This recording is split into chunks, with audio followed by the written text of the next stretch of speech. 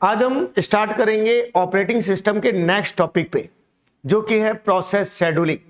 Numerical भी आते हैं इस पे, लेकिन मैं न्यूमेरिकल आपको बोर्ड पे बताऊंगा। एक बार बेसिक हम लोग थ्योरी के कंसेप्ट कंपटीशन के अकॉर्डिंग और पेपर के अकॉर्डिंग हम लोग तैयार करेंगे। प्रोसेस शेड्यूलिंग क्या होता है? जब हम किसी भी रिसोर्स के लिए टाइम पीरियड और सीपीयू टाइम निश्चित कर देते हैं, तो ये हमारा प्रोसेस शेड्यूलिंग कहा जाता है। तो क्वेश्चन अगर बने कि प्रोसेस शेड्यूलिंग क्या होता है, निम्न में से कौन सा ऑप्शन है, तो आप बताएंगे जो टाइम पीरियड या सीपीयू टाइम को डिसाइड करता है वो हमारा प्रोसेस शेड्यूलिंग कहलाता है। सीपीयू का यूज और कार्य क्षमता मतलब एफिशिएंसी कैसे बढ़ जाएगी? वो बढ़ जाएगी प्रोसेस शेड्यूलिंग से। प्रोसेस को सेलेक्ट करेगा, मल्टी प्रोग्रामिंग आप इसमें कर सकते हो, क्योंकि जब आपका टाइम मैनेजमेंट होगा तभी आप एक से ज़्यादा काम कर पाएंगे। तो ये बातें याद रखनी है कि इसका क्या बेनिफिट है। शेड्यूलर 3 प्रकार के होते हैं, एक लॉन्ग टर्म होता है, एक मीडियम टर्म शेड्यूलर होता है और एक हमारा होता है शॉर्ट टर्म शेड्यूलर। अब हम आगे डिस्कस करते हैं। पहला है लॉन्ग टर्म शेड्यूलर। अगर पूछा जाए कि किसको जॉब शेड्यूलर बोला जाता है, क्वेश्चन बढ़िया है, तो आप कहेंगे कि सर जो लॉन्ग टर्म शेड्यूलर है उसको जॉब शेड्यूलर बोला जाता है। एक से अधिक संख्या में प्रोसेस प्रोवाइड करता है, सभी प्रोसेस को डिस्क में स्टोर करता है और 1 बाय 1 सेलेक्ट करता है। और किसका उपयोग लेता है? क्यू का। तो सेकंड जो पॉइंट होगा, डिस्क का उपयोग लेता है, ठीक है, लेकिन क्यू का उपयोग लेता है और रेडी क्यू होती है जिससे डेटा हमारा 1 बाय 1 सेलेक्ट होता है। नेक्स्ट है कैरेक्टरिस्टिक्स क्या होती है? शॉर्ट टर्म की तुलना में अधिक टाइम लेता है, मतलब लॉन्ग टर्म टाइम ज्यादा, शॉर्ट टर्म टाइम क्या होगा? कम होगा। नए प्रोसेस को रन करने में मल्टी प्रोग्रामिंग को कंट्रोल कर सकता है क्योंकि टाइमिंग सबके लिए ज्यादा है। इनपुट आउटपुट बाउंड और सीपीयू बाउंड दोनों होते हैं। इसका मीनिंग क्या होता है? मतलब जो इनपुट आउटपुट के टाइम जो समय लग रहा है वो इनपुट आउटपुट बाउंड है, जो सीपीयू के टाइम लग रहा है वो सीपीयू बाउंड है। नेक्स्ट जो चीज है वो है medium term scheduler, TERM term.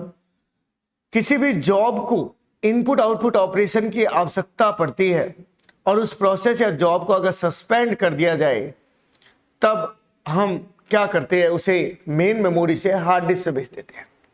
पूछा जाए इसको क्या बोलते हैं, तो आप कहेंगे स्वैप इन स्वैप आउट। मतलब जो भी प्रोसेसिंग होती है वो हमारी प्राइमरी मेमोरी में होती है। ढंग से सुनिएगा, जो भी प्रोसेसिंग होती है वो हमारी प्राइमरी मेमोरी में होती है। अगर आपका काम खत्म हो गया और आपको थोड़ी देर के लिए वेट करवा रहे हैं, या आपको ब्लॉक किया जा रहा है, या आपको सस्पेंड किया जा रहा है, देन आपका जो प्रोसेस है वो मूव करेगा आपकी सेकेंडरी मेमोरी में और वो कहलाएगा स्वैप आउट। जब वो वापस एंट्री लेगा तो वो कहलाएगा स्वैप इन।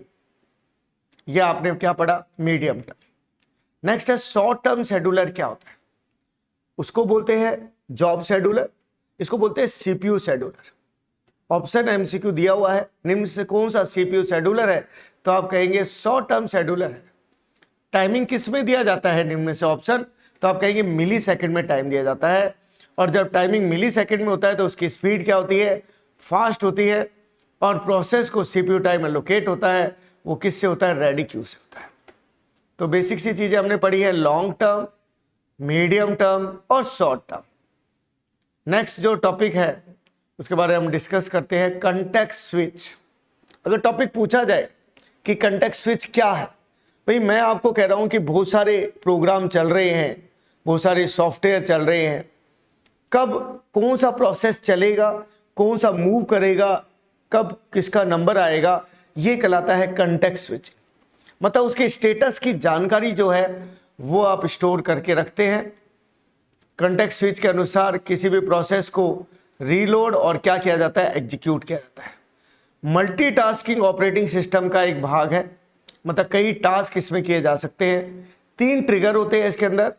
एक मल्टीटास्किंग हो गया, बेसिक से कंसेप्ट है, ओएस के कंसेप्ट है, वैसे तो बेसिक के भी कंसेप्ट है जिसके वीडियो मैंने बेसिक के बना रखे हैं कंप्यूटर इंस्ट्रक्टर के अंदर। मल्टीटास्किंग क्या होता है? जब एक साथ में कई टास्क जब रन होते हैं देन वो मल्टीटास्किंग कहलाता है।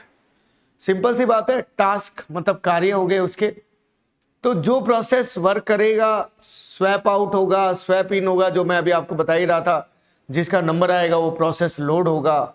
उसके अलावा मतलब पहला तो हो गया मल्टीटास्किंग। सेकंड कोई पूछ ले कि सेकंड ट्रिगर क्या है सर कंटेक्स्ट स्विचिंग का, तो आप कहेंगे इंटरप्ट हैंडलिंग।